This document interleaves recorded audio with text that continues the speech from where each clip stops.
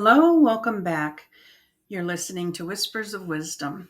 This is episode 11, and I'm Carrie Bandel, the owner of Sacred Whisper Studio. I'm a psychic medium, empath, and healer with a passion for empowering people to heal themselves and bring light to the shadows. I want to lead them back to their souls. Today, we're continuing our healing journey by diving into a topic that touches every single one of us: repairing your childhood through inner child work. Over the past 2 weeks, we've explored how trauma gets stored in the body and how patterns can be passed down through generations. Today, we're bringing it home to perhaps the most foundational aspect of healing: reconnecting with and healing the younger parts of yourself that may still be carrying wounds from your early years. Even those of us who had relatively stable childhoods experience moments of feeling misunderstood or unseen, maybe unsafe. These experiences shaped our core beliefs about ourselves and the world, beliefs that may still be running the show behind the scenes of your adult life.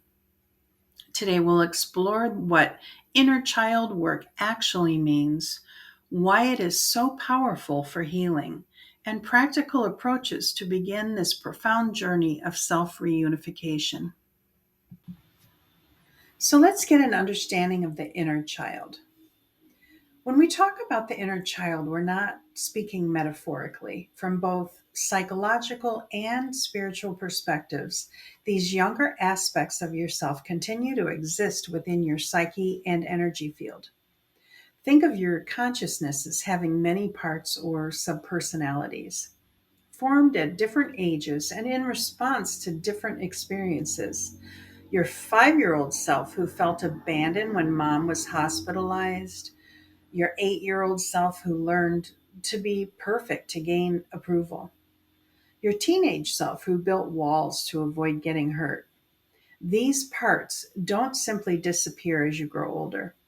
Instead, they often remain frozen in time, holding the emotions, beliefs, and coping mechanisms that were appropriate for that age and situation. When something in your current life triggers these younger parts, they come forward with their outdated strategies: people pleasing, shutting down, lashing out defensively, or whatever helped you survive then. The essence of inner child work is recognizing that these parts need to be met with understanding, safety, and love that they didn't receive at the time. As your adult self, you have the beautiful opportunity to become the loving parent these younger aspects of you have always needed. Our earliest experiences quite literally shape our developing brains and nervous systems. During childhood, our brains are highly plastic, forming neural pathways based on our experiences. When childhood includes chronic stress or trauma, our nervous system develops with a heightened stress response. This isn't a personality flaw, it's your body's brilliant adaptation to ensure survival. Our childhood experiences also form what psychologists call core beliefs, fundamental assumptions about ourselves, others, and the world. These might include beliefs like I'm not enough, the world isn't safe, I need to be perfect to be loved, my needs don't matter, or I can't trust others. These beliefs form beneath conscious awareness, yet they drive our adult behaviors, relationships, and life choices. They're the lens through which we interpret everything that happens to us. From a spiritual perspective, these early wounds can fragment our energy field, causing parts of our authentic essence to go into hiding. Many spiritual traditions view healing as a process of soul retrieval, bringing back these fragmented parts into wholeness. What's extraordinary is that both neuroscience and spiritual wisdom agree. These patterns can be healed through conscious awareness and creating new experiences of safety and connection. How do you know if you have wounded inner child aspects that need attention? Here are some common signs. First, emotional reactivity, getting triggered into intense emotional responses that feel bigger than the current situation warrants. Second, a repetitive patterns, finding yourself in the same dysfunctional relationship dynamics or situations again and again. Three, self sabotage, unconsciously undermining your success or happiness when things are going well.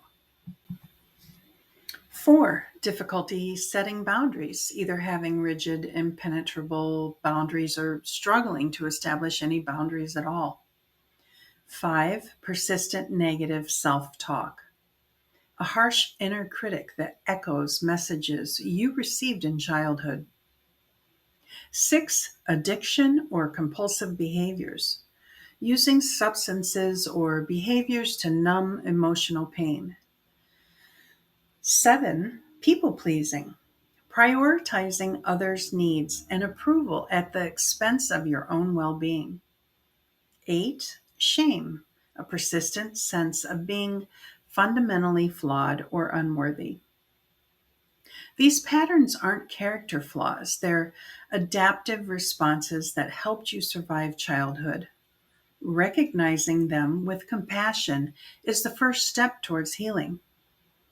Inner child healing involves several key components: awareness, recognizing when younger parts of you are activated and responding to current situations; connection, establishing communication with these younger aspects through meditation, journaling, or visualization; validation, acknowledging the truth of their experiences and the validity of their emotions, even if adults at the time dismissed them; reparenting, offering these parts what they needed but didn't receive: safety, unconditional love, permission to express emotions, healthy boundaries, and more; integration, bringing these healed aspects back into your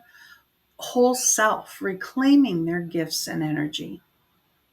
Let me share some powerful approaches to begin this work. Dialogue writing. Write with your non-dominant hand to access younger parts of yourself, asking questions like, what do you need right now?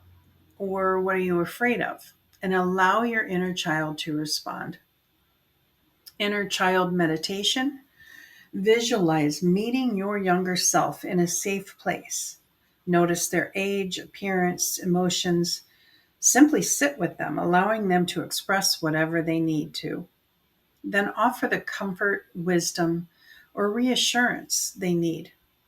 I have done this myself. I was meditating once and saw a little girl on the side of the road that I was traveling, and she was just looking at me. She had long blonde curly hair, a pretty little summer dress, and I realized she was me. She did not talk, but I knew what she needed to hear. I told her not to worry. It was all going to work out beautifully, and that I loved her very much. I held her for a while and continued down the road. These can be beautiful moments that really hit home. Next is photo work. Look at childhood photos that notice what feelings arise. Speak directly to the child in the photo, offering love and reassurance. Somatic approaches, because childhood wounds are held in the body. Approaches like gentle yoga, dance, or other mindful movement practices can help release stored emotions. Play and creativity, engaging in activities you enjoyed as a child. I loved to color as a child. I actually picked up a coloring book and crayons while I was in my accountant's waiting room recently. It can also include drawing, singing, dancing without self judgment. Do your best Elaine Bennis dance. It can help reconnect with your natural joy and spontaneity. Remember, this work isn't about blaming parents or caregivers who are doing the best they could with their own wounded inner children. It's about taking responsibility for your healing now as an adult. Forgive them and forgive yourself also. Here are some of the spiritual dimensions of inner child healing work. From a spiritual perspective, inner child healing is about reclaiming your wholeness and authentic essence. Many spiritual traditions view childhood wounding as causing a kind of soul fragmentation where aspects of your true self go into hiding to protect your light.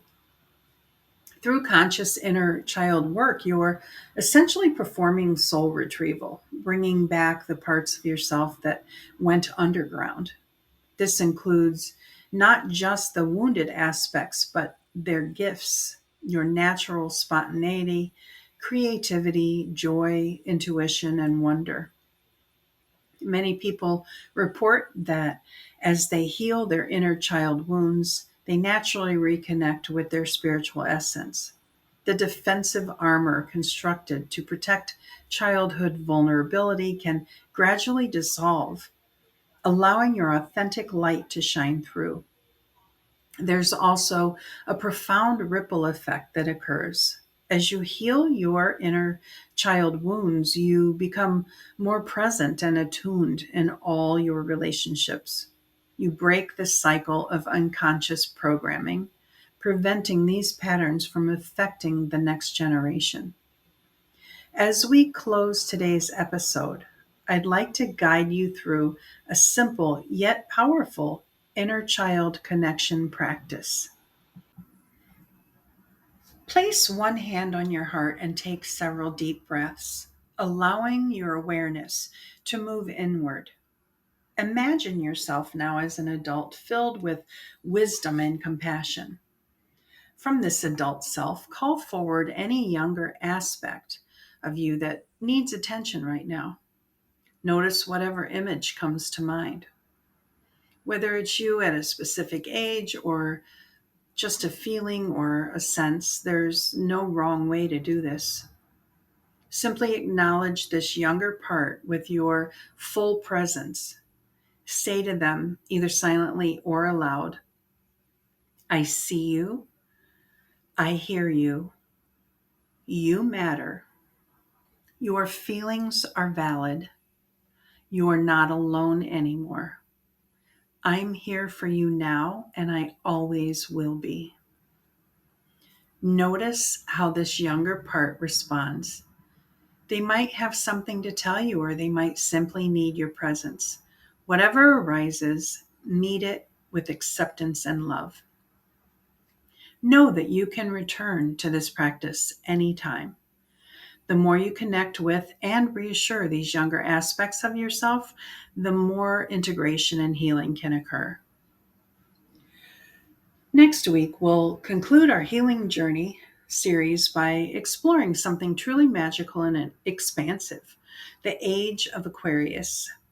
We'll look at how our personal healing work connects to the larger cosmic shifts happening on our planet right now, and how aligning with these energies can support your spiritual evolution. Until then, I invite you to be extra gentle with yourself this week. Notice when younger parts of you are activated and meet them with the same compassion you would offer a beloved child. Thank you for joining me on this healing journey. I'm Carrie, reminding you that within even your deepest wounds lies the gateway to your most authentic self. Until next time.